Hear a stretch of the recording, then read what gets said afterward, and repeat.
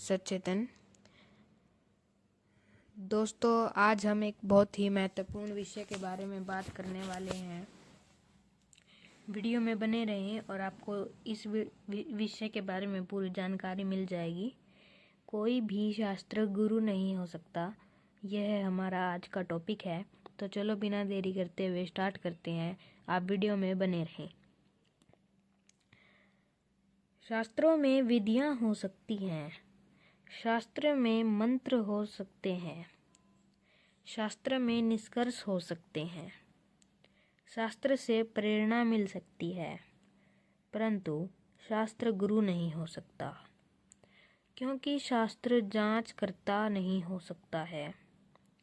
वह स्वयं कोई सुझाव नहीं दे सकता, वह स्वयं कोई निष्कर्ष नहीं दे सकता, वह स्वयं कोई रोक टोक नहीं कर सकता, वह नई परिस्थितियों में मार्गदर्शन नहीं कर सकता, वह जीवंतन अनुभवी व्यक्ति जैसा नहीं हो सकता।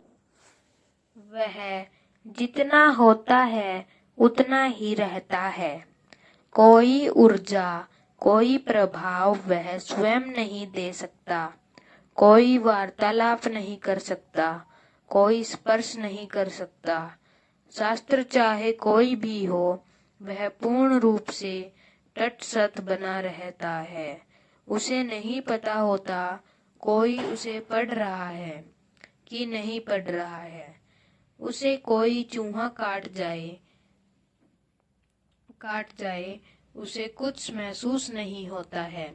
वह स्वयं का रक्षण पोषण नहीं कर सकता, वह अन्य का रक्षण पोषण भी नहीं कर सकता है। व्यक्ति ही, पाठक ही उसकी रक्षा करता है। शास्त्र को व्यक्ति ही जांचता परखता है, शास्त्र व्यक्ति को नहीं जांचता परखता है। शास्त्र को व्यक्ति स्वयं समझता है, शास्त्र व्यक्ति को स्वयं कुछ नहीं समझता। व्यक्ति जितना विकसित होता है, शास्त्र को उतना ही समझ पाता है। वह अपने वर्तमानिक होश के अनुसार ही शास्त्र को समझता है, वह अपनी चेतना के अनुसार ही शास्त्र को समझता है। इसलिए एक शास्त्र की अनेक व्याख्या हो जाती है। शास्त्र को गलत भी समझ सकता है, गलत समझ सकता है तो गलत दिशा भी पकड़ सकता है। तब शास्त्र कोई रोक टोक नहीं कर सकता। कोई गलत दिशा में जाता रहे तो जाता रहे, कोई गलत समझता रहे तो समझता रहे। शास्त्र कोई हस्तक्षेप नहीं करता। शास्त्र को पढ़ते हुए यदि कोई ज्ञानी होने का अहंकार करे, शास्त्र को चेतावनी नहीं देता। शास्त्र पास में हो कोई लोभ करे, कोई किसी का शोषण करे या किसी को मारे काटे भी, तब भी शास्त्र स्वयं की ओर से कोई रोक टोक नहीं कर सकता। धर्म के इतिहास में आप देख सकते हैं, वर्तमान में भी आप देख सकते हैं, धर्म शास्त्रों के पुजारी, धर्म शास्त्रों के अनुयायी कैसे कैसे नर संहार करते रहे हैं। स्वतंत्रता से सब अधर्म करते रहे हैं, परंतु इनके धर्म शास्त्र चुप बैठे रहे हैं। यदि शास्त्र चुप नहीं बैठते, इनको गुरु कहा जा सकता है। कोई भी बड़ा शास्त्र, कोई भी महान शास्त्र, चाहे उसे ईश्वर कृत भी माना जाता हो, स्वयं की ओर से कोई जांच परख नहीं करता, कोई रोक टोक नहीं करता, आवश्यकता व परिस्थितियों के अनुसार कोई मार्गदर्शन नहीं करता है। शास्त्र को पूछते हुए, उनको गुरु व भगवान मानते हुए मन माने उल्टे सुलटे कर्म करते रहते हैं। यदि कुछ रोक टोक करता है, वह व्यक्ति की अंतरात्मा ही होती है। वह व्यक्ति का आत्म गुरु ही होता है। वह समय समय पर वह निरंतर भीतर से मार्गदर्शन करता है, परंतु अनुयायी आत्म गुरु की कभी नहीं सुनते। सुने तो उनका रूपांतरण हो जाए। वे किसी शास्त्र या गुरुवादी गुरु का यंत्र बनकर नहीं रह सकते। वे अप्रिय कर्म नहीं कर सकते, वे अप्रिय सोच भी नहीं सकते। वे चाहे बुरा नहीं कर सकते, चाहे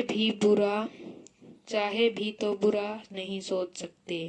उनको वास्तविक धर्म प्राप्त हो गया होता है, उनको सच्चा व पूर्ण आत्मगुरु प्राप्त हो गया होता है। वे आत्म अनुसरण में होते हैं, वे आत्म योग में होते हैं।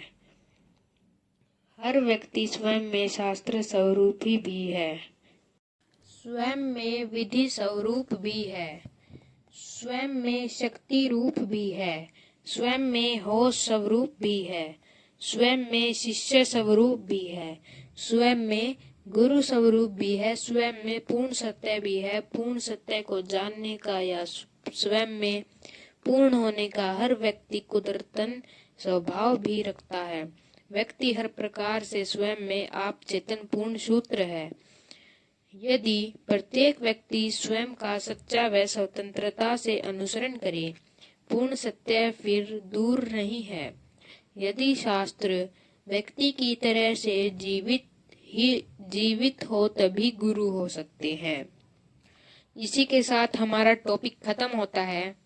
आशा है आपको पूरा टॉपिक समझ आ गया होगा। अगर आपको किसी चीज में डाउट है, कोई क्वेरी है, कोई प्रश्न है, तो आप स्क्रीन पे दिए गए नंबर पर कांटेक्ट कर पूछ सकते हैं। इस जानकारी को दूसरों के साथ शेयर करें और ऐसे ही ज्ञानवर्धक विषयों के लिए हमारे चैनल को सब्सक्राइब करें। आपका बहुत बहुत धन्यवाद। मिलते हैं अगली वीडियो में। आज की चर्चा समाप्त होती है। धन्यवाद। जल्दी ही मिलेंगे। सचेतन।